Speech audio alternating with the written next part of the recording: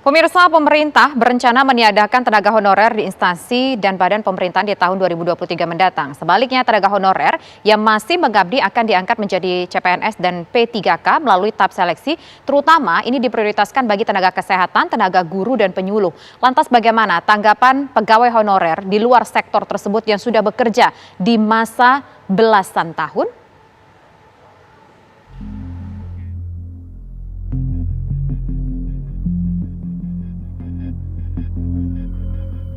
Tapi bagi kami honorer kayaknya sangat disesalkan ya, karena yang selama ini mereka butuhkan hanya tenaga kesehatan dan guru saja. Tapi di lain itu masih banyak ada tenaga teknis dan administrasi. Nah, itu bagi kita yang sangat berharap untuk kalau misalnya dihapus, ya mudah-mudahan ada kebijakan lah dari pemerintah pusat untuk mengakomodir kami khususnya honorer K2. Harusnya yang honor ini diangkat dulu karena prioritas sudah lama mengajukan ke Pemda dan jangan disamakan kita dengan yang baru-baru karena yang lama itu belum tentu nggak bisa kerja. Hapus nanti kita kerja di mana? Harusan pemerintah punya kebijakan untuk kita sendiri. Kita yang kayak diutamakan kita kan di Pemda untuk di lapangan harus ada kebijakan untuk honorer yang ada di Pemda. Nasib kita yang sekarang ini diberi kebijakan khusus lah untuk menjadi entah itu P3K atau CPNS gitu. Kita lagi nunggu itu, Bu. Sebetulnya kebijakan-kebijakan yang paling hukumnya lah gitu. Tapi kan nanti Hasilnya gimana ya kalau ikut CPNS dibareng dengan umum, takutnya kemampuan kita kan agak beda-beda gitu. Misalnya yang baru fresh graduate, tapi kalau kita udah kerja lama di lapangan lebih paham lah gitu.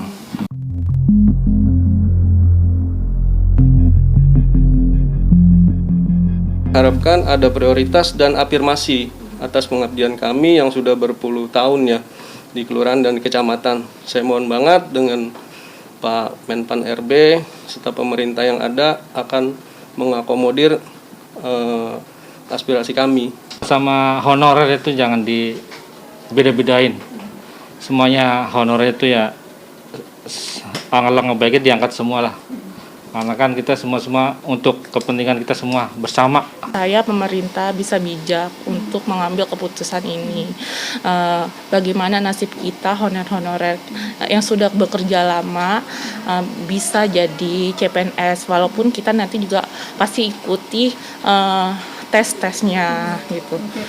Ikut di dalam rombongan itu gitu, untuk diangkat juga jadi P3K atau CPNS lah harapan kita gitu. Yang penting udah pasti nasib kita gitu. Kalau sekarang kan belum tahu nanti gimana gitu kan. lantas bagaimana pemirsa nasib para tenaga honorer ini ke depannya? Sudah bergabung bersama kami ada Deputi Bidang SDM Aparatur, yaitu ada Bapak Alex Denny dan Ketua Umum PB PGRI Ibu Unifah Rosyidi. Selamat sore Bapak dan Ibu. Sore, Mbak. Iya, pertama saya ingin ke Pak Alex terlebih dahulu. Pak Alex, sebetulnya kita ingin tahu bagaimana rencana pemerintah untuk mengurangi tenaga honorer di instansi pemerintah dan lembaga yang akan berlangsung pada tahun 2023 nanti, Pak Alex. Ya, terima kasih Mbak Kisa, Bu Unifah, pemirsa TV One yang berbahagia. Assalamualaikum warahmatullahi wabarakatuh. Sebetulnya memang kita masih punya PR menyelesaikan tenaga honorer ini. Tetapi PR ini sudah belasan tahun sebetulnya kita cicil-cicil ya. Sejak 2005 sampai dengan 2013 itu sudah lebih dari 1 juta tenaga honorer itu dikonversi menjadi ASN. Jadi kita ingat dulu pada waktu 2007 itu sebetulnya sudah ada PP 43 2007 yang melarang instansi pemerintah untuk merekrut tenaga honorer atau sejenisnya. Dan karena itu waktu itu lebih dari 900.000 tenaga honorer itu kemudian dialihkan menjadi PNS. Ya, lebih dari 860.000-nya berhasil dialihkan. 60-an ribunya itu karena ada persyaratan yang tidak dipenuhi, kemudian tidak bisa dialihkan. Nah, persoalannya adalah dari tahun ke tahun begitu didata ulang, datanya membengkak terus. Jadi didata ulang kemudian hampir 11 kali lipat membengkak menjadi kembali ke 600-an ribu. Karena itu melalui Undang-Undang ASN nomor 5 2014 sebetulnya sudah diatur bahwa ASN itu hanya mengenal PNS dengan P3K. Jadi memang terminologi honorer ini tidak dikenal. Dan setiap tahun kita selalu setiap kali ada penerimaan ASN itu selalu memberikan kesempatan pertama kali kepada tenaga honorer untuk ikut seleksi. Jadi bahkan tahun ini pun lebih dari 51 ribuan tenaga honorer yang masih terdata itu ikut seleksi CASN 2021. Dan masih ada sekitar 400-an ribu lagi, Mbak Tisa. Jadi memang PR kita masih banyak, tapi kita masih punya waktu. Insya Allah kita carikan terus solusinya.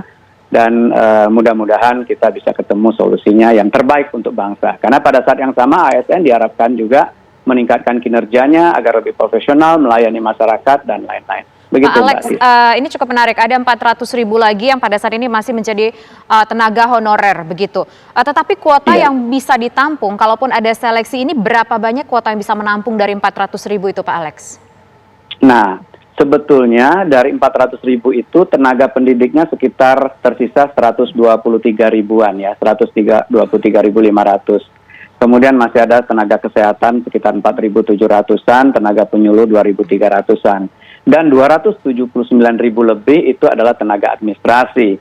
Nah, kalau bicara guru, sebetulnya kebutuhan guru kita masih sangat banyak ya. Kementerian Pendidikan itu tahun ini saja sebetulnya menyatakan kita masih butuh 1 juta guru untuk direkrut. Tetapi Pemda-Pemda kan mengusulkannya hanya sekitar 500-an ribu ya. Jadi kami akan terus mendorong dengan teman-teman di Kemdikbud untuk mendapatkan kuota yang lebih banyak lagi di tahun 2022.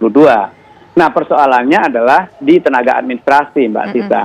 Tenaga administrasi ini kan melakukan pekerjaan-pekerjaan yang lebih sederhana, ya, repetitif, dan ini melalui digitalisasi menuju SPBE, ya, sistem pemerintahan berbasis elektronik. Tentu pekerjaan-pekerjaan semacam ini akan terdisrupsi pelan, cepat atau lambat begitu. Nah, ini PR kita. Tentu kita bersama-sama, nggak bisa hanya Menpan RB membuat kebijakan, tetapi tenaga honorernya sendiri juga harus berani mempelajari hal-hal baru ya, meningkatkan kompetensinya, sehingga untuk yang memenuhi kualifikasi bisa jadi ikut seleksi untuk jabatan-jabatan yang lain.